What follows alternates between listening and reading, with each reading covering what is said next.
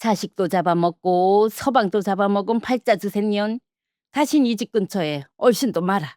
42년 전 저는 갓 낳은 제 아기도 먼 바다로 나간 남편도 한꺼번에 잃은 줄 알고 시어머니의 이 말 한마디에 그 집 대문 밖으로 쫓겨났습니다.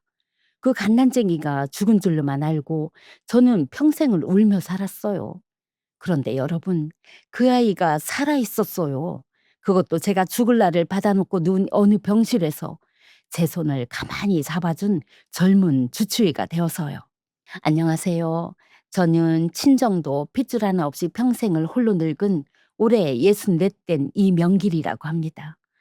그리고 오늘 들려드릴 이야기의 또 다른 주인공인 제 아들 이름은 성곤이라고 해요. 저는 아들이 죽은 줄 알았고 제 아들은 어미인 제가 죽은 줄 알았어요. 그렇게 서로를 가슴에 묻은 채 흘려보낸 세월이 42년입니다. 그 긴 세월 동안 저는 해마다 그 아이 생일이 돌아오면 먹어줄 사람도 없는 미역국을 한 솥 끓여놓고 식어 빠지도록 그 앞에 앉아 혼자 울기만 했지요. 서로 죽은 줄 알고 평생 울은 어미와 자식이 죽음을 앞둔 병실에서 산채로 다시 마주친다는 게 여러분은 있을 수 있는 일이라고 생각하세요? 저도 제게 일어난 일이지만 지금도 가끔은 꿈인가 싶어 손등을 꼬집어 봅니다. 오늘 그 긴 이야기를 처음부터 천천히 들려드리려고 합니다. 끝까지 함께 해주신다면 꺼져가던 제 목숨을 누가 되살렸는지, 그리고 저를 그렇게 만든 사람들이 끝에 가서 어떻게 됐는지까지 하나도 빠짐없이 들려드릴게요. 제 이야기를 제대로 하려면 아주 어린 시절부터 꺼내야 해요. 저는 부모 얼굴을 몰라요. 철이 들었을 때 제가 있던 곳은 시골 어느 보육원이었습니다. 누가 저를 어떻게 그곳에 두고 갔는지, 살아는 계신지 저는 지금까지도 아무것도 몰라요. 이명길이라는 이름 석자, 그것 하나만 제 손에 쥐어 있었지요. 곱고 여자다운 이름이 흔하던 시절에 사나이 같은 이 이름을 누가 붙여줬는지도 모르지만 저는 한 번도 이 이름을 미워한 적이 없어요. 어쩌면 이 질긴 이름 덕에 그 모진 세월을 명줄 길게 버텨낸 건지도 모르겠어요. 보육원 살림이 어디 넉넉했겠습니까? 겨울이면 연탄 한 장이 아까워 아이들 열댓이 한 방에 다리를 포개고 자던 시절이었어요. 새벽이면 코끝이 시려 잠이 깼는데 그래도 부엌에서 시래기국 끓이는 냄새가 풍겨오면 그게 그렇게 좋았어요. 멀건 국 한 그릇에 보리밥을 말아먹고 언손을 호호 불며 학교에 가던 그 길이 지금 생각하면 가난했어도 참 순했던 날들이었지요. 제가 남의 집 식모살이를 나간 건 15되던 해였어요. 보육원에서는 그만한 나이가 되면 어떻게든 제 밥벌이를 시켰거든요. 처음 들어간 집 안주인이 어찌나 모질던지 제 짐보따리를 첫날부터 풀어헤치며 그러더군요. 고안 출신 것들은 손버릇부터 봐야 한다. 훔쳐온 게 없나 보겠다는 거였어요. 15 어린 게 무슨 죄가 있다고. 그래도 저는 입을 꼭 다물었지요. 집도 없고 기댈 데도 없는 아이가 그런 데서 울어봤자 돌아오는 건 더 모진 말뿐이라는 걸 그 나이에 벌써 알았으니까요. 그렇게 이 집 저 집을 전전하다 19살 무렵엔 그 동네를 떠나 남쪽의 한 항구 도시로 흘러들었어요. 거기서 부둣가 국밥집에 일자리를 얻었어요.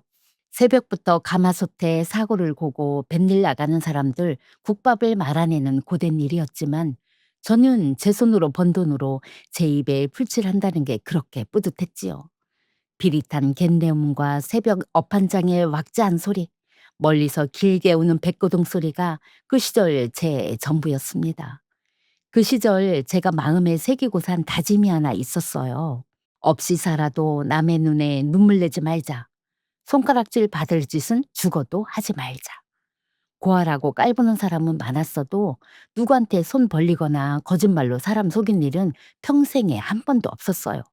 그게 부모 없이 자란 제가 저를 지키는 유일한 방법이었거든요. 그러던 제게도 사람이 하나 다가왔습니다. 먼 바다를 오가는 배를 타는 사람이었어요. 한 번 배가 들어오면 며칠 묵으며 제가 일하는 국밥집에 끼니 때마다 들렀는데 말수가 적고 어딘가 그늘이 있는 사람이었어요. 그게 또 외로운 저랑 닮아 보였어요. 다들 제가 고아라는 걸 알면 슬그머니 발을 빼던 시절에 그 사람만은 달랐지요. 부모 없이 컸다는 게 왜 흠이오? 명기 씨 손으로 여태 떳떳하게 살아온 게 자랑이지. 그 한마디에 저는 그만 마음을 다 줘버렸어요. 평생 누구한테도 못 들어본 말이었거든요. 친정 없는 제 서름을 그 사람은 흠이 아니라 자랑이라고 해줬으니까요. 그 사람의 사랑은 늘 배가 들어와 있는 며칠에 담겨 있었어요. 배가 다시 먼 바다로 나가면 몇 달씩 소식이 없다가 까맣게 그을린 얼굴로 돌아와 부둣가에서 저를 찾았지요. 우리는 변변한 예식도 한번 못 올리고 혼인을 했습니다. 따로 살림을 차릴 형편은 못 돼서 저는 그 일을 따라 그 집안으로 들어가 살게 됐어요. 뱃사람 집안이라 살림은 우리보다 낫지만 시어머니가 떡하니 계신 그 큰 집에 들어가는 게 마음 한구석 조심스럽긴 했지요. 그래도 저는 세상을 다 가진 것 같았어요. 이제 더는 혼자가 아니구나. 나도 기댈 식구가 생겼구나. 밤마다 그 생각에 잠이 안 올 만큼 행복했습니다. 그 집 시어머니가 저를 처음 본 날 위아래로 한참을 훑어보더니 혀를 끌끌 차며 내뱉던 그 한마디가 제 평생을 송두리째 무너뜨릴 지옥의 시작이 될 줄은 그때의 저는 정말 꿈에도 몰랐습니다. 고아 출신을 며느리라고 들이다니 나 원참 처남피가 어디 가겠어? 우리 집안 망신이 따로 없구나. 시집 첫날 저를 올리려고 무릎을 꿇은 제 앞에서 하신 말씀이었어요. 저는 고개도 못 들고 그저 마룻바닥만 내려다봤어요. 그래도 그땐 괜찮았어요. 남편만 곁에 있으면 이까지 서름쯤은 얼마든지 견딜 수 있을 것 같았거든요. 하지만 그 집 시집살이는 첫날부터 호된 매질 같았습니다. 새벽이면 어김없이 일어나 시어머니 진지상부터 차리고 빨래며 청소며 그 큰 집 살림을 죄다 혼자 짊어졌어요. 행여 국이 식었다거나 간이 안 맞으면 밥상이 그대로 마당으로 날아갔어요. 이것도 음식이라고 해놨냐? 고아원에서 빌어먹던 버릇이 어디 가겠어? 다시 차려라. 게다가 남편은 뱃사람이라 1년에 반은 먼 바다에 나가 있었어요. 그이가 배를 타고 나가면 그 큰 집에서 저를 지켜줄 사람은 아무도 없었어요. 시어머니는 친정도 없는 고아가 당신 귀한 외아들을 채갔다며 두고두고 저를 못 잡아먹어 안달이었지요. 그래도 저를 살게 한 건 남편이었어요. 배가 들어오는 날이면 그이는 까맣게 그을린 얼굴로 곧장 집으로 달려와 제 손부터 잡았어요. 어머니 몰래 제 부르튼 손에 약을 발라주고 부엌에 숨어오는 저를 가만히 안아줬습니다. 명길아, 미안하다. 내가 자꾸 배를 타느라 너를 혼자 두고 이번에 한 미천만 더 잡으면 그땐 꼭 따로 나가 살자. 조금만 참아라. 그 한마디에 저는 또 몇 달을 버텼어요. 짧게 만나고 길게 그리워하는 게 우리 사이였지만 그이가 돌아올 날만 손꼽으면 그 모진 시집살이도 견딜만 했어요. 그렇게 한 해쯤 지났을까요? 제 몸에 아기가 들어섰어요.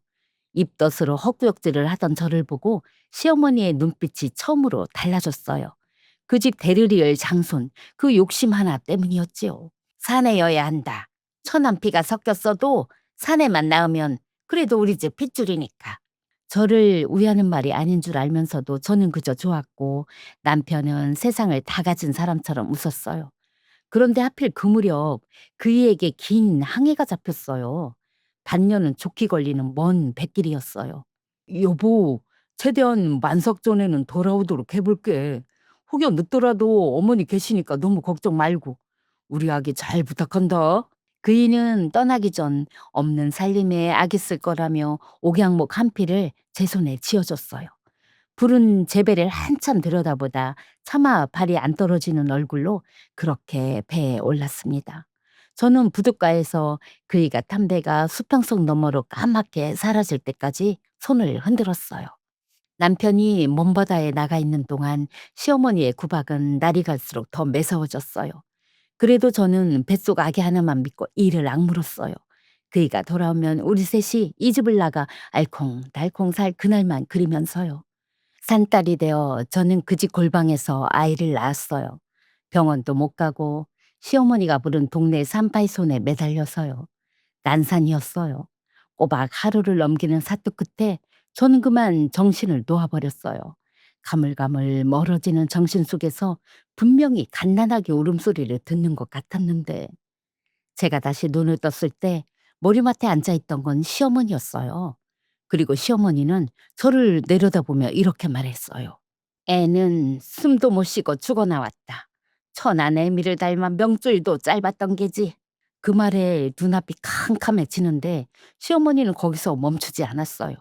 그리고 네 서방도 그 배에서 못 돌아온다는 기별이 왔다. 풍랑에 휩쓸렸다더구나. 자식도 서방도 한나란 씨에 다 잡아먹은 팔자 드센 년. 니는 이 집에 들어와서 그래. 저는 벌떡 일어나려 했습니다. 거짓말이라고 내 아기 얼굴 한 번만 시신이라도 안아보게 해달라고 빌었어요. 그런데 시어머니는 제 손을 매몰차게 뿌리쳤지요. 죽어 나온 앤데 시신은 봐서 뭐라냐. 정떼게 보지도 말고 썩 꺼져. 다시는 이 집 근처에 얼씬도 마라. 알겠냐? 그리고는 제가 몸도 채 수스르기 전에 저를 그 집 대문 밖으로 끌어냈어요. 보따리 하나 챙길 틈도 없었어요. 남편을 잃고 그 남편이 남긴 갓난쟁이까지 한꺼번에 잃은 저를 그분은 그렇게 길거리에 내다버렸어요. 대문이 쾅 하고 닫혔지요. 저는 그 차가운 골목길에 한참을 주저앉아 있었습니다. 친정도 남편도 품에 안아보지도 못한 아이도 이 세상에 제 사람이라곤 이제 아무도 없었어요. 출산한 지 며칠 되지도 않은 몸에선 술나기도 없는데 저지 돌아 옷섭을 적셨어요. 저는 그 빈 가슴을 부여안고 소리도 내지 못한 채 울었습니다. 경험 없이 쫓겨난 그 몸으로 저는 그 항구 도시를 떠났어요. 보따리 하나 챙길 틈도 없었지만 제 품 안에는 딱 하나, 그이가 떠나며 지어준 옥양목으로 미리 지어둔 베네 쪼그리 한 벌이 있었어요. 태어날 아기에게 입히려고 남편 없는 밤마다 후rum불 아래 한 땀 한 땀 두 벌 지은 거였지요. 한 벌은 제 품에, 다른 한 벌은 그 집 골방에 제가 낳은 아기를 쌌던 강보로 남겨둔 채였고요. 베네쩌구리 한 벌이 제가 그 집에서 가지고 나온 전부였어요. 입혀줄 아기도 없는 그 작은 저고리 하나가요.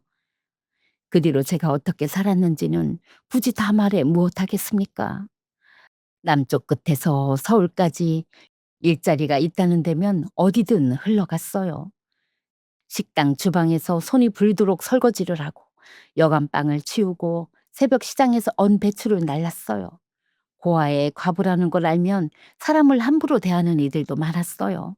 품삯을 떼이고 험한 소리를 듣고 찬밥 신세로 부엌 구석에서 끼니를 때운 날이 셀 수도 없어요. 그래도 저는 이를 악물고 버텼어요. 없이 살아도 남의 눈에 눈물 내지 말자던 그 다짐 하나로요. 더러 좋은 사람 만나 다시 시작하라는 말도 들었지만 저는 번번이 고개를 저었어요. 제 마음은 이미 그 항구에 두고 온 남편과 아기 곁에 묻혀 있었으니까요. 새 정을 들일 자리가 제겐 남아있지 않았습니다. 그렇게 모질게 사는 와중에도 한 해 딱 하루만은 제가 일을 쉬었어요. 바로 그 아이가 태어난 날이었어요. 그날이 오면 저는 없는 살림에 미역 한 단을 사다 한 솥 가득 미역국을 끓였어요. 먹어줄 입도 없는 미역국을요. 그리고 그 옆에 고이 간직한 그 베네쩌구리를 꺼내 곱게 펴놓았어요.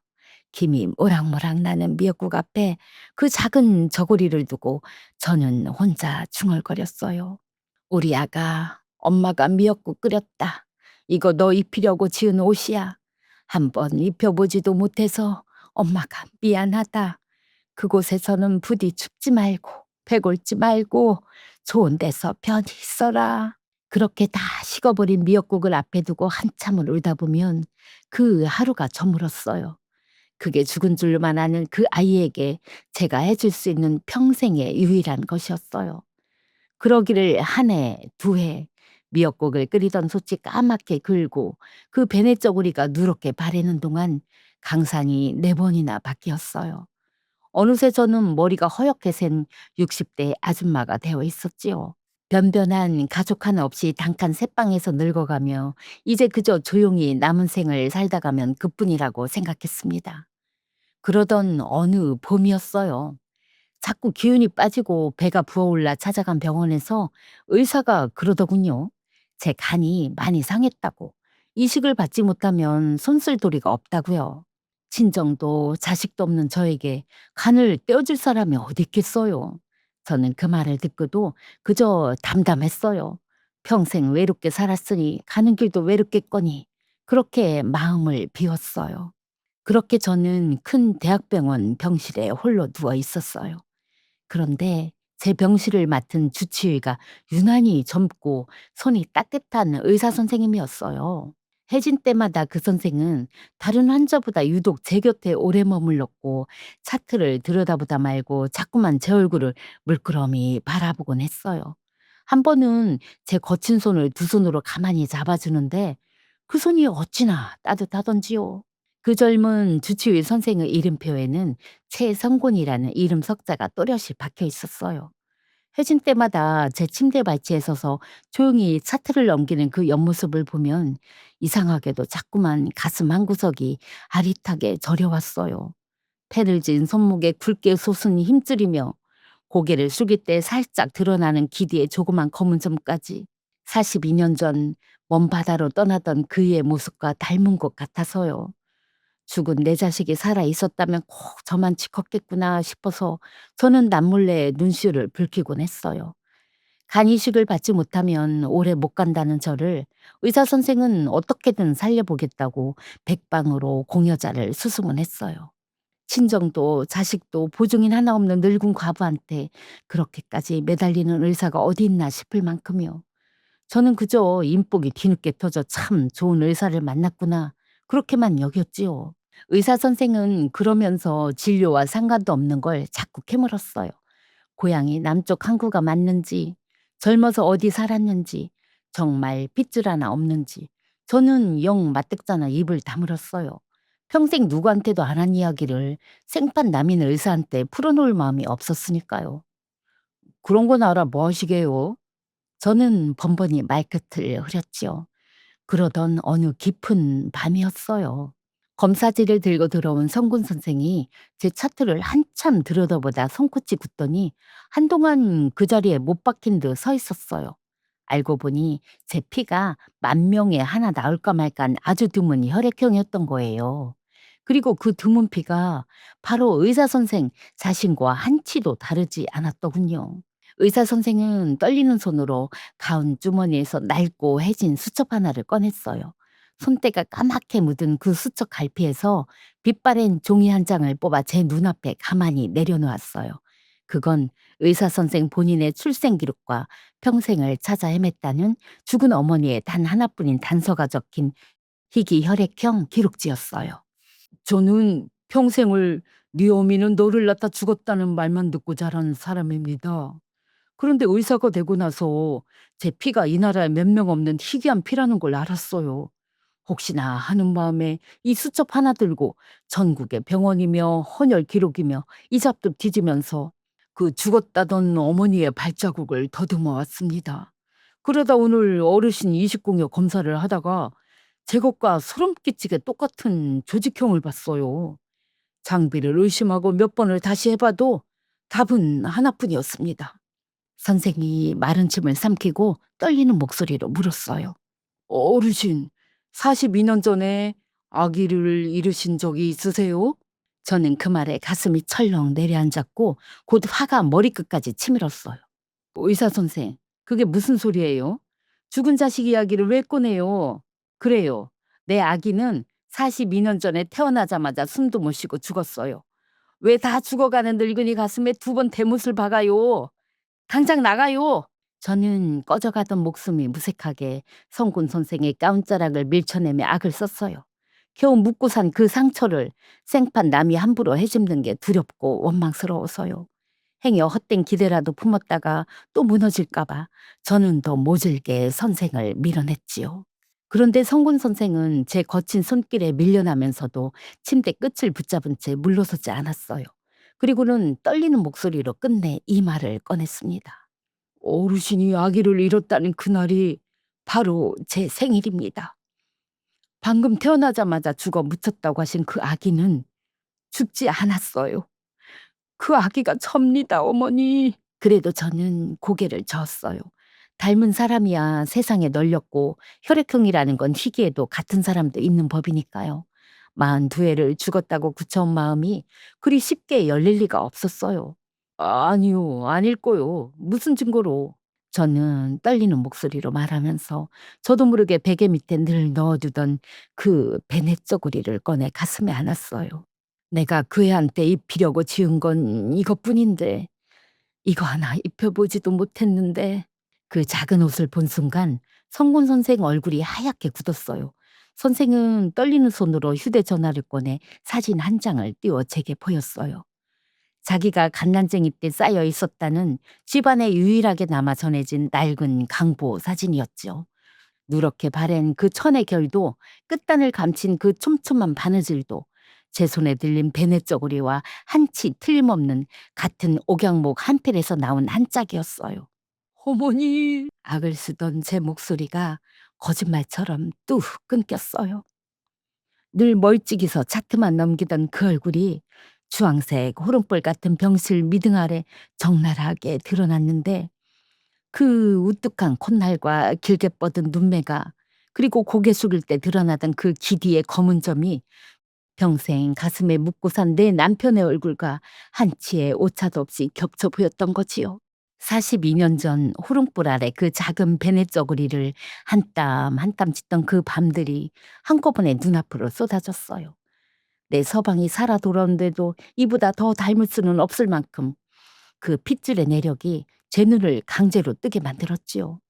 죽어서 나왔다던 내 아기, 시신조차 못 본 채 가슴에 묻은 그 핏덩이가 제 아비를 쏙 빼닮은 얼굴로 살아서 이렇게 번듯한 의사가 되어 죽어가는 제 곁을 지키고 있었던 거예요. 저는 덜덜 떨리는 손을 뻗어 하얗게 질린 그 아이의 뺨을 조심스레 감싸쥐었어요. 그리고는 끝내 짐승처럼 울음을 토했어요. 아들아, 아들아, 정말 너냐? 정말 내 아들이냐? 그동안 차마 흘리지 못한 눈물이 한꺼번에 터져 나왔어요. 그 다 큰 아들도 제 가슴에 얼굴을 묻고 어머니, 어머니 하며 어린애처럼 울었습니다. 저는 가방 속에서 그 베넷 저고리를 떨리는 손으로 꺼내 아들의 가슴에 가만히 대어 보았어요. 입혀줄 날만 기다리다 누렇게 바래버린 그 작은 옷을요. 이거 엄마가 너 입히려고 지은 건데 한 번을 못 입혔구나. 미안하다 우리 아들. 정말 정말 미안하다. 그 말에 우리 모자는 또 한참을 서로를 부둥켜 안고 울었어요. 저는 성곤이의 눈물 젖은 손을 잡고 밤새 병실 불빛 아래서 서로의 얼굴을 만지고 또 만졌어요. 42년이라는 세월이 무색하게도 내 아들의 눈매는 먼 바다로 떠나던 그의 눈매를 그대로 쏙 빼닮아 있어서 바라보는 것만으로도 가슴이 찢어질 듯 아프면서도 기적 같았거든요.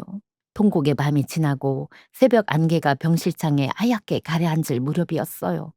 밤새 아들의 얼굴을 만지고 또 만지던 제 안에서 차갑고 무거운 의문 하나가 고개를 들었어요. 멀쩡히 살아있는 핏덩이를 죽었다고 내다버리고 배에서 돌아온 남편에겐 내가 애 낳다 죽었다고 거짓을 고한 사람, 우리 모자의 인생을 통째로 지옥에 밀어넣은 그 장본인이 누구인지는 굳이 머리를 굴리지 않아도 명확했거든요. 아흔을 바라보는 지금까지도 그 집 매서운 안주인으로 군림한다는 내 시어머니, 바로 그 노인네였지요. 어머니, 일단 몸부터 추스르셔야 합니다. 저거 반드시 살려낼 테니 아무 걱정 마세요. 성군이는 제 거친 손등에 제 뺨을 비비며 연신 목맨 소리로 속삭였어요. 저를 살리겠다고 공여자를 수소문하고 차트를 들여다보던 그 모든 행동이 단순한 의사의 헌신이 아니라 끊어지지 않는 천륜의 이끌림이었다는 걸 저는 이제 온몸으로 느꼈습니다. 당장이라도 그 집에 쳐들어가 늙은 시어머니를 붙들고 따지고 싶었어요. 하지만 아들의 가운에 반듯하게 새겨진 이름 석자를 보니 정신이 번쩍 들더군요. 저는 마음을 다잡았지요. 내 아들 앞길에 흠집 하나 내지 않고 그 노인네가 42년 동안 쌓아 올린 거짓의 성벽을 가장 떳떳하게 무너뜨릴 방법을 찾아야 했어요. 부대 못 이겨 멱살을 잡는 게 아니라 누구도 토를 달 수 없는 진실로요. 성군아, 엄마랑 같이 밝히자. 누가 왜 우리를 이 지경으로 만들었는지. 성군이는 의사라는 신분으로 42년 전 그 시골 동네 출생 기록과 호적을 하나하나 들춰내기 시작했어요. 그런데 파면 팔수록 앞뒤가 맞지 않았어요. 분명히 사산되어 묻혔다는 아기가 같은 핏줄로 멀쩡히 호적의 장손으로 올라 있었으니까요. 그 실타래의 끝에 늙은 산파가 있었어요. 수소문 끝에 찾아간 산파는 이미 병들어 시골 요양원에 누워 있었어요. 오래전 제 아기를 받아낸 그 손은 이제 바짝 마른 고목 같았지요. 성군이와 제가 머리맡에 서자 그 노인은 우리 얼굴을 번갈아 보더니 끝내 마른 눈물을 쏟으며 입을 열었어요. 네, 제가 너무 커서 눈을 못 감고 있었소. 그 아기는 죽지 않았소. 멀쩡히 살아서 우렁차게 울었는데 그댁 마님이 처남 며느리한테는 절대 줄 수 없다고 산모가 깨어나기 전에 죽었다 속이고 아기만 빼돌리라고. 나는 그 집 울세가 무섭고 받은 돈이 무서워서 시키는 대로 했소. 그게 평생 내 목을 졸랐소. 정말 미안하오. 그리고 댁한테는 서방도 바다에서 죽었다고 했지요. 그것도 거짓말이었소. 그 양반은 그때 멀쩡히 살아 돌아왔소. 순간 제 귓가에 다시 그 옛날의 백고동 소리가 길게 울려 퍼지는 것 같았습니다. 풍랑에 휩쓸려 죽었다던 그이가 살아 돌아왔다니 저는 42년을 죽지도 않은 남편의 제사를 혼자 지내며 산 거였어요. 그 사람은 지금 어디 있어? 살아 있어? 저도 모르게 산파의 마른 손을 부여잡고 매달렸어요. 그러나 산파는 천천히 고개를 가로저었어요. 성군이가 제 어깨를 가만히 감싸며 떨리는 목소리로 대신 말했지요. 어머니, 아버지는 제가 10살 되던 해에 다시 바다에 나가셨다가 돌아오지 못하셨어요. 돌아가시는 날까지 어머니가 살아계신 걸 끝내 모르셨어요. 저는 소리도 내지 못하고 그 자리에서 한참을 울었어요. 그이는 저를 산고에 잃은 줄 알고 저는 그이를 바다에 잃은 줄 알고 우리 부부는 그렇게 멀쩡히 같은 하늘 아래 숨쉬면서도 서로를 죽은 사람으로 묻은 채 영영 어긋나 버렸던 거지요. 시어머니의 거짓말 하나가 한 집 식구 셋의 인생을 그렇게 산산조각 내버린 거예요. 이제 그 거짓의 주인을 만날 차례였어요. 성군이의 손을 잡고 저는 42년 만에 그 집 대문을 다시 넘었어요. 으리으리한 집 안방에는 이제 아흔을 바라보는 시어머니가 늙고 병든 몸으로 앉아 있었어요. 저를 알아본 시어머니의 얼굴이 백지장처럼 굳었지요. 네, 내년이 어떻게 살아서? 성군이가 한 벌 앞으로 나섰어요. 여기 이분이 저를 낳아주신 제 친어머니십니다. 할머니가 죽었다고 처남피라고 내다버린 그 사람이요. 삼팔머니가 다 털어놨습니다. 호적도 기록도 전부 다 거짓이었더군요. 시어머니는 그제야 사색이 되어 발뺌을 하려 했지만 이미 모든 증거가 성군이의 손에 들려 있었어요. 평생 감춰온 그 추악한 거짓이 마침내 낱낱이 드러난 거지요. 장손이라 애지중지하던 성군이가 등을 돌리자 시어머니는 하루아침에 모든 것을 잃었지요. 늙고 병든 시어머니가 제 손을 붙들고 매달렸어요. 명기라, 그땐 내가 미쳤었다. 집안대를 잇겠다는 욕심에 한 번만 용서해다오. 나 이제 늙고 병들어 얼마 못 산다. 저는 그 손을 가만히 내려다보았어요. 42년 전 갓난쟁이를 빼돌리고 저를 길거리에 내던지던 그 손이었지요. 가슴속에서 천불이 일었지만 저는 그 사람처럼 모질게 굴고 싶지는 않았어요. 어머님, 어머님이 저한테 들려주실 수 있는 게 하나라도 있습니까?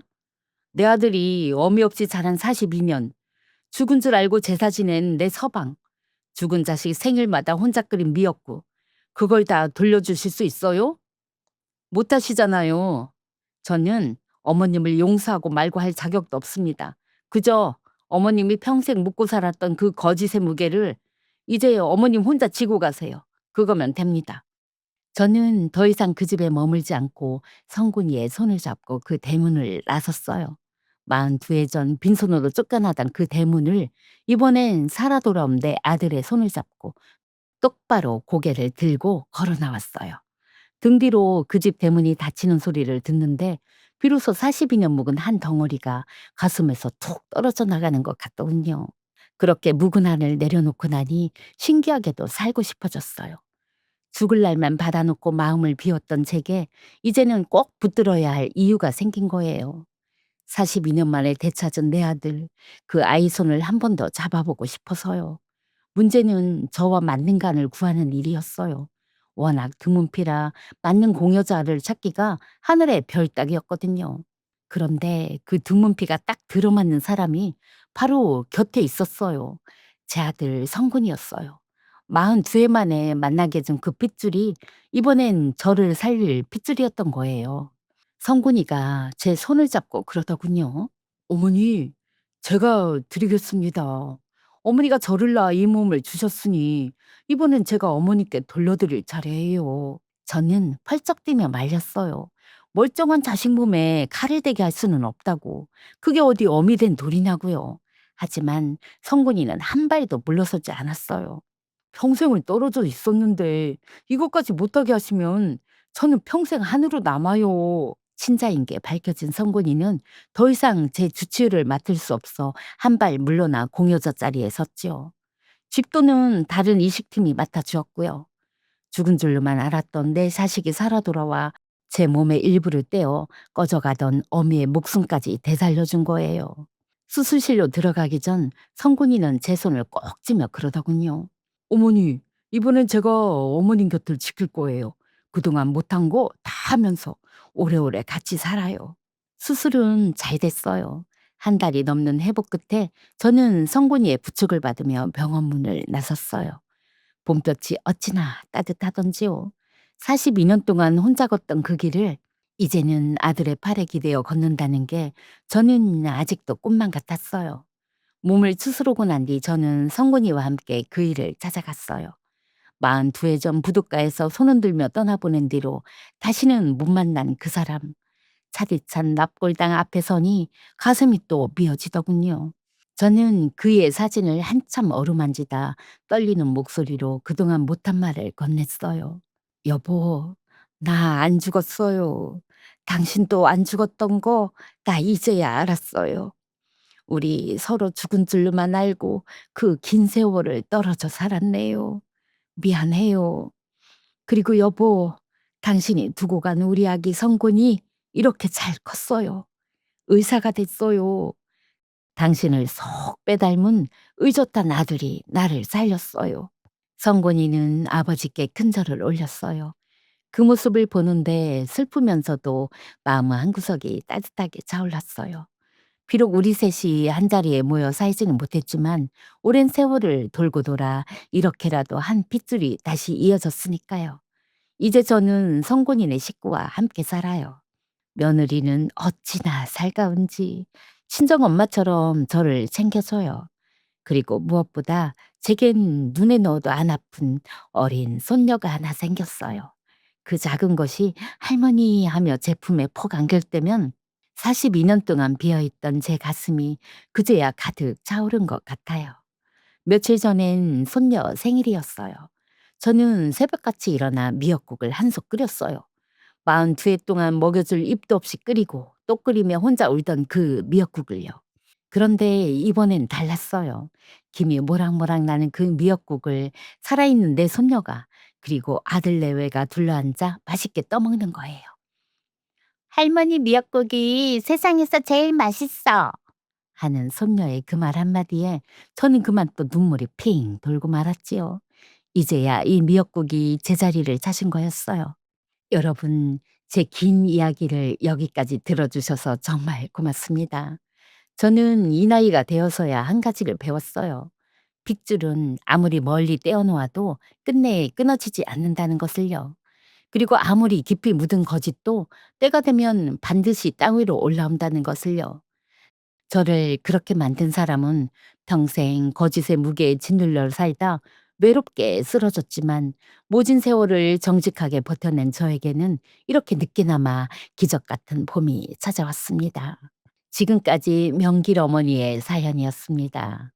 42년을 서로 죽은 줄로만 알고 살았던 모자가 마침내 다시 만나기까지 듣는 내내 가슴이 먹먹하다가도 끝내 환하게 웃게 되는 이야기였지요. 생각해보면 가장 잔인했던 건 헤어짐이 아니었어요. 명길 어머니는 멀쩡히 살아있는 아들의 미역국을 42년을 끓였고, 성군이는 살아계신 어머니의 무덤을 그리워했고, 그 남편은 살아있는 아내를 가슴에 묻은 채 바다로 떠나 끝내 돌아오지 못했지요. 세 사람 모두가 살아있는 사람을 죽은 사람으로 묻고 살았던 겁니다. 그것도 단 한 사람의 거짓말 하나 때문에요. 거짓말 하나가 한 집안의 40년을 그렇게 송두리째 앗아갔습니다. 그런데 그 두꺼운 거짓을 끝내 무너뜨린 건 명길 어머니가 모질게 복수해서가 아니었어요. 그 긴 세월을 끝까지 정직하게 살아낸 것, 그것 하나였습니다. 천안 피라고 손가락질 받으며 내쳐졌던 바로 그 피가 세월을 돌고 돌아 아들과 그녀를 다시 잇고 끝내 그녀를 살려냈으니까요. 저는 이 사연을 정리하다 문득 이런 생각이 들었습니다. 우리도 가끔 곁에 있는 사람을 산채로 마음에서 쥐어버리곤 한다고요. 미워서, 서운해서, 자존심이 상해서요. 명길 어머니의 40년이 우리에게 가만히 묻는 것 같았습니다. 혹시 당신도 지금 아직 살아있는 누군가를 이미 죽은 사람처럼 밀어내고 있는 건 아니냐고요. 오늘 이 이야기가 마음에 오래 남으셨다면 따뜻한 말 한마디 두고 가주세요. 다음에도 쉽게 잊히지 않을 사연으로 다시 찾아뵙겠습니다. 부디 당신 곁의 사람들을 너무 늦지 않게 한 번 더 안아주시기를요. 지금까지 친정엄마의 사이다 라디오였습니다. 감사합니다.